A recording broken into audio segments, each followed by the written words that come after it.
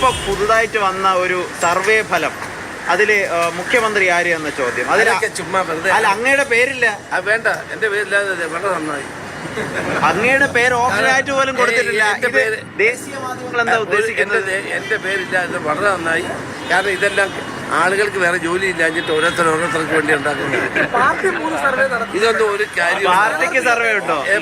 പാർട്ടിക്ക് പാർട്ടിയുടേതായ സിസ്റ്റം ഉണ്ട്. അല്ലാണ്ട് ഞങ്ങൾ അങ്ങനെ സർവേ ഉണ്ടോ?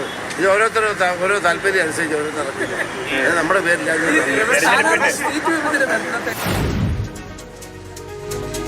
കൈകൂപ്പിയാണ് ചെന്നിത്തല തന്റെ പേരില്ലാത്തത് നന്നായി എന്ന് പറഞ്ഞത്.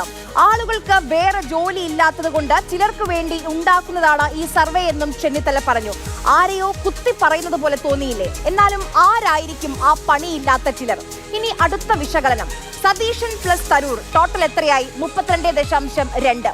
പിണറായി പ്ലസ് ശൈലജ ടോട്ടൽ എത്രയായി? 34.9. അതായത് 2.5% വ്യത്യാസം. മുൻതൂക്കം ഇടതിന് തന്നെയാണ്.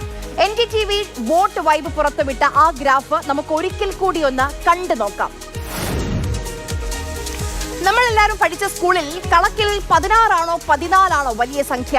ഞാൻ പഠിച്ച സ്കൂളിൽ എന്തായാലും 16 തന്നെയാണ്. പക്ഷേ ഈ ഗ്രാഫ് നോക്കിയാൽ രാജീവ് ചന്ദ്രശേഖറിന്റെ 14-നാണ് ശൈലജ ടീച്ചറുടെ 16-നേക്കാൾ വലുപ്പം. ഇനി സർവേ വോട്ട് വൈബിനെ കുറിച്ചാണ് 2 വാക്ക്. അധികം പിറകോട്ട് പോകണ്ട, ബീഹാർ വരെ ഒന്ന് പോയാൽ മതി. നവംബറിലായിരുന്നു ബീഹാറിലെ നിയമസഭാ തെരഞ്ഞെടുപ്പ്. അതിനു മുൻപ് ഇതേ വോട്ട് വൈബിന്റെ ചില പ്രവചനങ്ങൾ നമുക്കൊന്ന് ഓർത്തെടുക്കാം. 1. നിതീഷ് കുമാറിന് വെറും 18% മാത്രം ജനപിന്തുണ. 2. പ്രശാന്ത് കിഷോറിന്റെ ജൻ സുരാജ് പാർട്ടി അവഗണിക്കാനാകാത്ത ശക്തിയായി ഉണ്ടാകും. 3. ബീഹാർ സർക്കാരിന്റെ ഭരണത്തിൽ യുവാക്കൾ അതൃപ്തരാണ്. തെരഞ്ഞെടുപ്പ് ഫലം വന്നു. എന്തായി?